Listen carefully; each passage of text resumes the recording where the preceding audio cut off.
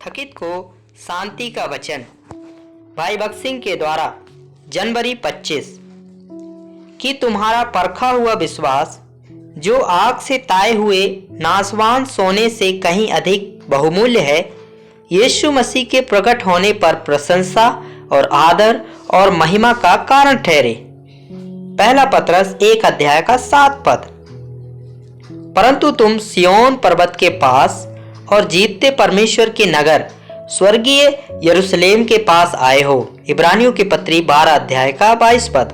प्रभु चाहता है कि हम उस स्थिर नींव वाले स्वर्गीय नगर में अपना हिस्सा लें, जैसा कि हम इब्रानियों की पत्री 11:10 में देखते हैं।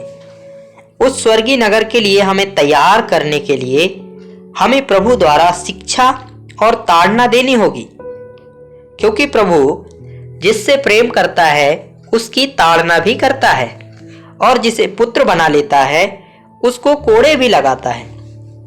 तुम दुख को ताड़ना समझकर सह लो। परमेश्वर तुम्हें पुत्र जानकर तुम्हारे साथ बर्ताव करता है। वह कौन सा पुत्र है जिसकी ताड़ना पिता नहीं करता? यदि वह ताड़ना जिसके भागी सब होते हैं तुम्हारी नहीं हुई, तो तुम पुत्र नहीं पर व्यभिचार की संतान ठहरे। इब्रानियों की पत्री 12:6-8। हमें परमेश्वर की पवित्रता में सहभागी होना चाहिए ताकि हम स्वर्गीय नगर में स्वर्गीय राजाओं के रूप में रह सकें और हमेशा के लिए उस पर अधिकार कर सकें।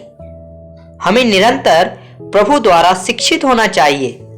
वर्तमान में हर प्रकार की ताड़ना आनंद की नहीं पर शोक ही की बात दिखाई पड़ती है, तो भी जो उसको सहते सहते पक्के हो गए हैं, पीछे उन्हें चैन के साथ धर्म का प्रतिफल मिलता है। इब्रानियों की पत्री 12:11।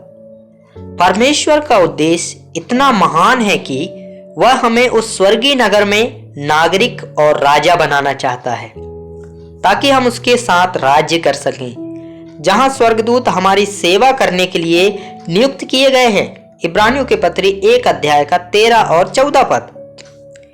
अंत के दिनों में परमेश्वर सब कुछ हिला देगा। इब्रानियों की पत्री 12:26। वह सब जो हमारे अपने प्रयास, ज्ञान या सामर्थ्य से पूरा किया गया है हटा दिया जाएगा। केवल वही रहेगा जो उसकी शक्ति से पूरा किया गया है। उसकी महिमा और स्तुति के लिए हमें निरंतर स्वयं को जांचना है और अपनी बुद्धि और सामर्थ्य में कुछ भी नहीं करना है, परंतु परमेश्वर की महिमा के लिए पवित्र आत्मा के द्वारा सब कुछ करना है। इस कारण हम ऐसा राज्य पाकर जो हिलने का नहीं, उस अनुग्रह को प्राप्त करें जिसके द्वारा हम भक्ति और भय सहित परमेश्वर की ऐसी आराधना जिससे वह प्रसन्न होता है। पद 28। हम उस राज्य में होंगे जो कभी हिलाया ना जाएगा।